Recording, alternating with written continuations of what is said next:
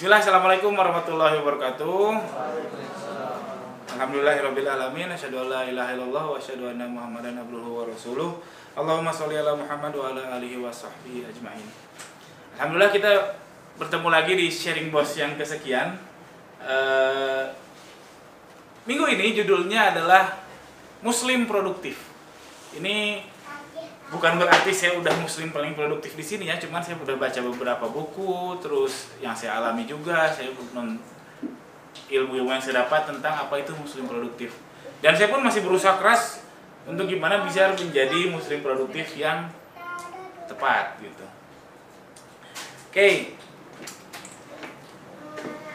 Orang yang bangun pagi jam 3 pasti sukses, tapi tidak sebaliknya. Saya pernah baca buku kayak gini, tulisan kayak gini bukan dari orang muslim, tapi dari orang Amerika. Kemungkinan besar bukan muslim ya, namanya nggak kayak muslim. Jadi dia bilang kalau ada orang yang tiap pagi bangun jam 3, itu kemungkinan besar orangnya sukses. Sukses itu bukan hanya soal uang ya, dia mungkin jadi disukai orang dan macam-macam. Dan memang faktanya banyak yang kayak siapa ya, orang-orang yang non muslim pun bangunnya itu sebelum subuh mereka udah ngerjain apa ini itu. Kita masih ngorok aja sebelum subuh, pas azan baru bangun, itu pun kalau bangun. Nah, jadi kalau teman-teman mau sukses, cobain kejar ini setiap hari. Contohnya yang lokal, mungkin kalau ada yang tahu, Sony Sugema, pernah dengar? Dia tempat les itu dulu, sekarang udah nggak ada. SSC. Ya, SSC. Udah meninggal ya? Udah meninggal. Itu meninggalnya pas lagi tahajud. Wah, saya juga mau banget meninggal pas lagi tahajud mah. Nggak nyusahin orang tua, nggak nyusahin keluarga. Meninggal aja udah enakan gitu dalam tanda kutip ya. Dia meninggalnya lagi tahajud. Hah? Wah, Bibi juga ya? Masih baru tahu gimana ceritanya. Enggak, semuanya pasti tahu ya presiden kita Habibie gimana pinternya, gimana beliau dicintai oleh banyak warga. Jadi Habibie itu tidur paling malam, saya jam 11 malam udah paling tidur, dan bangun paling pagi di keluarganya itu selalu sebelum subuh ya. Ini kalau saya kan di jam 3 itu kalau saya pernah baca biografinya, pokoknya beliau jam 3:30, jam 4 sebelum subuh pasti udah bangun. Jadi memang ya orang yang terpandang, orang yang sukses, orang yang pintar seperti itu gitu. Kenapa kita yang nggak punya apa-apa, maksudnya kita belum bisa apa-apa, kenapa kita nggak mencoba untuk seperti itu gitu aja sih. Ya, itu inspirasi sedikit. Lalu ada juga di rumah saya, di kontrakan saya tuh ada kakek-kakek usia 80 tahun. Kakek-kakek 80 tahun. Jadi ke masjidnya pun masih semangat gitu. Jadi subuh pun dia selalu paling awal. Kadang saya malu gitu, dia kadang qobliyahnya di masjid, pokoknya udah paling awal lah. 80 tahun, bayangin. Ya itu, cuma ngasih tahu bahwa yuk kita cobain, kalau kita umat Islam ya kita cobain tahajud tiap hari. Nah, harus dawam. Dawam itu apa? Dawam itu adalah konsisten. Jadi cobain dari yang kecil dulu. Jadi nggak mungkin kalau misalkan Husein nih pengen sedekah tiap hari atau tiap bulan, tapi sekali sedekah 10 juta misalkan, bulan depan nggak akan sedekah ya Sen ya. Bulan depan nggak akan sedekah lagi. Saya mau ngasih contohnya, cobain 100 rupiah aja sehari. Jadi kalau yang cowok tiap ke masjid, kan ada kenceleng tuh, 100 rupiah aja sehari di sholat lohor misalkan. Oke, memang impactnya buat masjid kecil 100 rupiah. Permen aja sekarang berapa? 503 kayaknya. Terus 1003. Tapi kita cobain ngelatih diri 100 rupiah tiap lohor aja. Celing. Nanti bulan depan tambah jadi 100, jadi 200 rupiah. Lama-kelamaan syukur-syukur kalau dimulai dari 1000. Nah, kalau 1000. Sekarang ke Alfamart gitu aja udah minta 2000 tukang parkir kan. Dikasih 500 kayak gitu ya kan. Sekarang kita cobain 100 rupiah aja ke masjid. Jangan malu pas ini tuk gitu kan suka bunyinya. Apalagi kalau habis hari Jumat kan kosong tuh tuk gitu ya nggak apa-apa. Ya cobain 100 rupiah aja sehari. Kalau ibu-ibu ya entah gimana caranya lah. Kalau nggak ketemu kenceleng yang ya apalah, saya juga bingung sebenarnya. Transfer berapa ya paling? 10.000. Wah 10.000 juga berat, saya berat 10.000 juga sehari mah. Ya silakan cari caranya untuk ibu-ibu. Cuman kalau cowok-cowok di sini, ikhwan-ikhwan di sini, cobain 100 rupiah aja tiap sholat. Nanti sebulan 2 bulan kalau ngerasa 100 rupiah mah citil, nah, naikin jadi 500 dan terus. Yang kalau nilai kok bukan nominalnya kok, tapi niatnya kita untuk konsisten dawam untuk bersedekah. Walau malam nanti 10 tahun lagi jadi 1 juta sehari, oh Masya Allah, luar biasa. Terus tahajud juga yang tadi saya bilang, kalau memang mau sukses yang kata buku orang Amerika itu, tiap hari bangun jam 3, kalau misalkan nih Husen semangat, atau jangan Husen deh, Isal nih semangat mau meraktekin besok, nah, besok 1 rakaat aja Sal, boleh kok 1 rakaat itu sholat witir, atau 3 rakaat lah. Jangan besok lah, nyobain langsung langsung 23 gitu, langsung 11, nah besoknya pasti nggak akan lagi. Ya, jadi buat teman-teman, semua dari kecil, mulai dari yang kecil. Jangan langsung tiba-tiba pengen nelen hal yang besar. Semua pasti dari yang kecil. Termasuk dalam kita beribadah juga, Allah juga ngerti kok. Allah kan maha mengerti. Allah maha mengetahui apa yang kemampuan hambanya. Bahkan ya, saya nggak tahu hadisnya, yang setahu saya bahkan ketika kita berniat, usai nih udah berniat untuk besok, pahalanya udah kecatat insya Allah. Nah lalu apalagi sebagai muslim produktif, zikir. Zikir tuh gratis. Nah subscribe juga gratis, nah, kata YouTuber mah.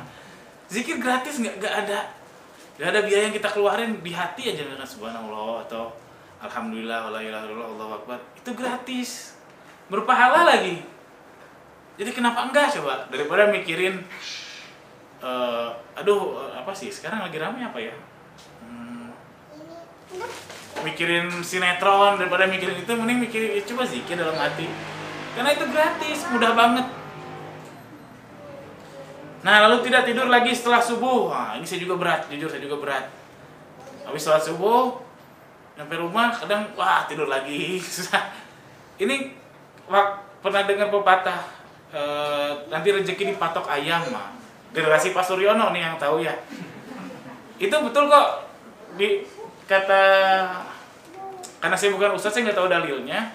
Saya pernah dengar memang tidur lagi setelah subuh itu makruh. Makruh tuh ya lebih baik kalau dihindarkan berpahala. Bisa ngapain, kayak bisa lari pagi, bisa ngaji, bisa main sama anak, bisa baca buku. Asal jangan nonton TV yang nggak jelas, nonton TV yang nggak jelas ya, nonton ceramah dan seterusnya. Lalu untuk jadi muslim produktif apalagi? Nah, stop nonton TV. TV itu betul nggak ada manfaatnya. Sinetron kayak gitu itu nggak ada manfaatnya. Bahkan berita pun menurut saya udah nggak ada manfaatnya. Karena berita pagi ini, siang ini, nanti malam itu lagi. Yang berubah cuma sedikit aja. Misalkan hari ini ngebahas soal corona di Bandung nambah 15.000, siang 15.500, sore 16.000. Pertambahan informasi yang kita dapatkan itu cuma sedikit. Jadi lebih baik baca Quran, lebih baik baca buku, lebih baik yang lain daripada nonton TV. Itu berita yang orang-orang yang ketika saya suruh stop nonton TV, akan saya nonton berita. Berita juga nggak manfaat sebenarnya sekarang. Kalau mau ya coba buka internet agak mending karena kita bisa milih, walaupun di internet lebih banyak lagi nggak jelasnya. Cuman kita bisa milih mau berita apa, kita bisa milih berita yang kita mau. Kalau nonton TV kita duduk di depan TV, terserah TV mau ngeluarin berita apa. Mau berita nggak jelas kayak berita pembunuhan, berita corona, ya kita terima aja kan tuh. Jadi kita nggak milih, jadi padahal hidup kita gitu. Jadi menurut saya stop lah nonton TV. Kalau nonton bola boleh lah, saya juga masih nonton bola. Kalau apalagi ya, berita bola gitu boleh. Cuman yang maksud saya tuh yang kayak sinetron. Apa sih yang ramai itu? Yang sekarang lagi ramai apa? Santi tahu? Oh bagus, Santi bagus. Chelsea tahu? Oh ya bagus. Ya bagus lah kalau udah. Ini 2 ibu-ibu bilang nggak pernah nonton TV, bagus. Berarti kemungkinan besar di sini juga nggak ada. Nggak ada TV. Bagus. Lalu Kalau sholat, fokus sholat. Nah, saya juga mendakwahi diri sendiri ini. Kadang sholat, Allahu Akbar, udah salam lagi gitu, gini ya. Oh ya baju ini, oh ya si Husain, oh ya si Chelsea ini belum ini. Beres sholat langsung buka HP nulis Chelsea belum ini, astagfirullahaladzim. Itu, ya itulah setan tuh memang luar biasa. Saya pernah nanya ke Ustadz gitu, Pak Ustadz saya pas lagi sholat malah dapet inspirasi gimana? Oh itu setan. Karena pinter mana setan sama si Alfi? Ya setan lah.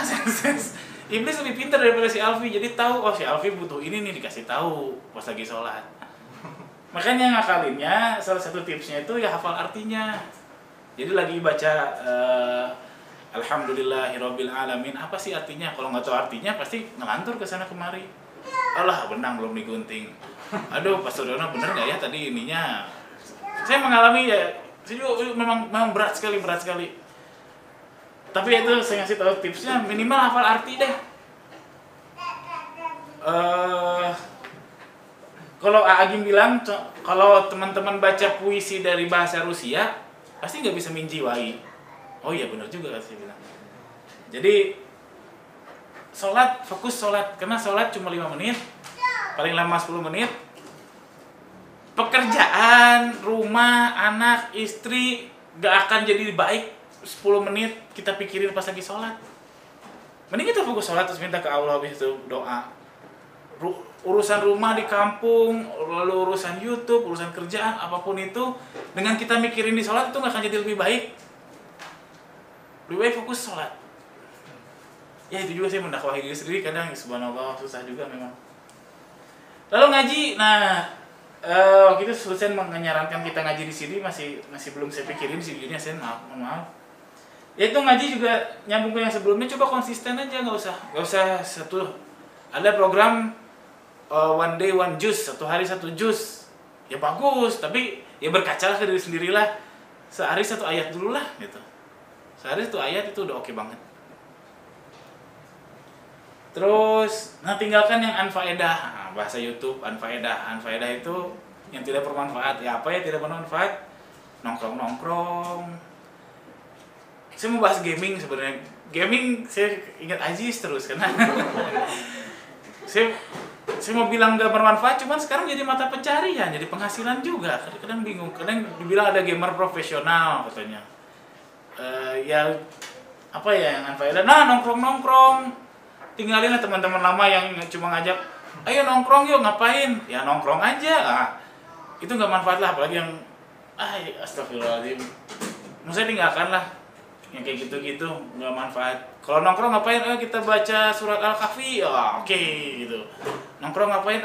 Ayo kita belajar bisnis. Nah, good. Cuma nongkrong ngapain? Nggak tahu, di warung itu aja, nggak tahu. Nah, udah, mending jawabannya udah nggak tahu, dah nggak usah. Supaya apa? Ya pertama jelas supaya dapetin ridho Allah.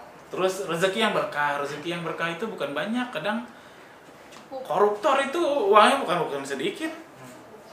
Emang kita sih juga pengen bayangin, aduh kalau punya uang 10 miliar ngapain ya misalkan gitu. Tapi belum tentu iman saya kuat. Tahu-tahu 10 miliar malah jadi terperosok hal yang negatif. Nauzubillah min zalik. Koruptor itu lebih pintar daripada saya S2, S3, ada yang S3 di luar negeri. Tapi uangnya banyak tetap yang korupsi. Ya itu ya wallahu alam ya, cuman kita mau rezeki yang berkah. Belum tentu si Tarsum dikasih gaji sebulan 50 juta, belum tentu mau sholat, tahu-tahu sebulan 50 juta malah jadi nggak sholat. Nah itu supaya apa? Supaya dapat rezeki yang berkah dan hidup tenang bahagia.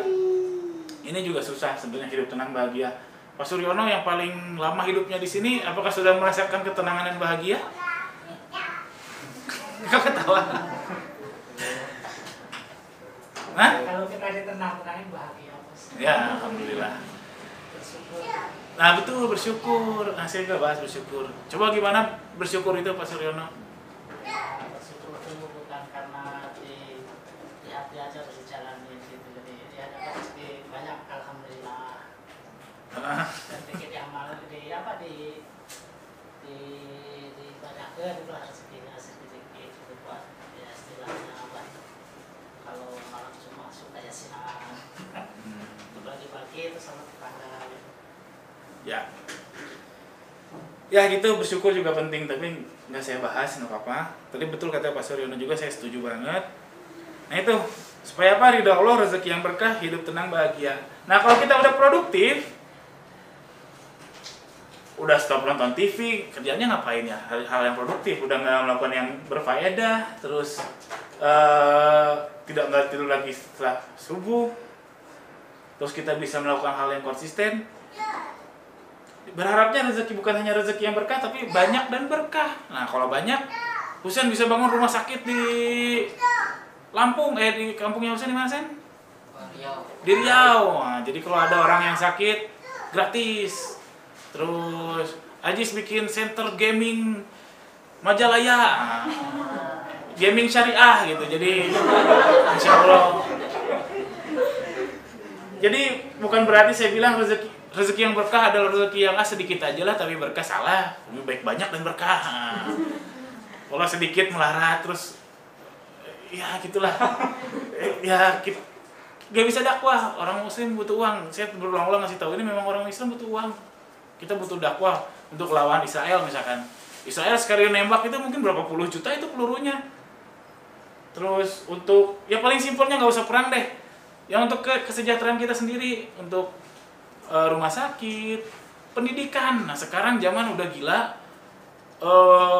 buru-buru pabrik yang mohon maaf yang kerjaannya cuman gitu-itu aja, mungkin 5 atau 6 tahun ke depan, 5-10 tahun ke depan udah diganti robot, nggak punya skill apa-apa gimana. Jadi mungkin 10 tahun lagi, 15 tahun lagi nggak boleh tuh SMA kerja mungkin ya, karena untuk hal-hal yang kayak bikin roti terus ngelipat baju mungkin udah robot semua. Sekarang aja udah ngeri kayak gini. Itu orang Islam butuh itu untuk pendidikan, ningkatin skill, belum buka lapangan kerja dan seterusnya. Ya mudah-mudahan saya juga ngomong kayak gini bukan berarti saya sudah produktif. Saya juga masih berusaha terus. Mudah-mudahan bisa menginspirasi teman-teman menjadi lebih produktif, hidupnya lebih berkah, lebih mendapatkan ridho Allah dan hidup tenang bahagia. Oke, saya buka pertanyaan siapa tahu atau mau sharing, siapa tahu ada yang sharing soal muslim produktif ini atau mau nggak ngerti nih yang bagian ini, silahkan. Ada waktu 3 menit lumayan. Ada? Oh, si Husen selalu kalau nanya aja, nggak usah gini sampai setiap ada yang lain. Nggak apa-apa, gimana silahkan. Kan saya udah pernah jalanin yang pertama tadi yang zuhur gitu, yang 1000 apa? Oh, sedekah. Sedekah itu kan udah enak gitu teh sebulan. Nah, pas kehabisan modal, ya kan? Malah jadinya stop. Mau lanjut lagi, ya paling nggak jadi 1000, paling 500 jadinya nurun. Tapi nggak terus-terusan loncat itu gimana? Ya bagus sih sebenarnya, nggak jelek juga karena kalau modalnya bukan modal ya. Kalau memang uangnya dipakai keperluan yang lebih penting ya nggak apa-apa ya. Terus sebelumnya kan udah sedekah, alhamdulillah. Ya paling saya cuma bisa jawab Cari uang lagi. Ya cari uang lagi betul. Tapi kalau kondisinya seperti itu ya, turunin aja nggak apa-apa. Dan kalaupun ternyata sehingga jadi stop dulu ya nggak apa-apa. Nah masalahnya setelah nanti ada uang lanjut lagi nggak? Ya itu jadinya apa? Seminggu teh paling cuma 2 kali. 2 kali itu aja nggak biasanya kan duhur sama asar. Kalau ke masjid sekarang cuma asarnya aja, terus kadang duhurnya aja. Gitu. Ya nggak apa-apa, yang mana nggak memberatkan, yang penting konsisten itu udah oke banget. Oh luar biasa Husen, alhamdulillah. Sip, mantap Husen. Ada komentar lain? Ada yang mengalami seperti Husen? Atau hal-hal lain ada yang mau di-sharing, mau dikomentari? Sudah, karena nggak ada, sekian aja. Makasih teman-teman sudah memperhatikan. Mudah-mudahan ada yang nyangkut lah. Agung nyangkut nggak? Ada yang nyangkut, alhamdulillah. Praktek ya, praktekin. Karena ya hal yang kecil-kecil aja dulu lah dipraktekin. Oke, sekian. Mudah-mudahan sekali lagi mudah-mudahan bisa bermanfaat buat teman-teman semua. Saya mohon maaf jika ada salah-salah kata. Subhanakallah Allahumma bihamdik asyhadu an la ilaha illa anta astaghfiruka wa atubu ilaik. Assalamualaikum warahmatullahi wabarakatuh. Waalaikumsalam.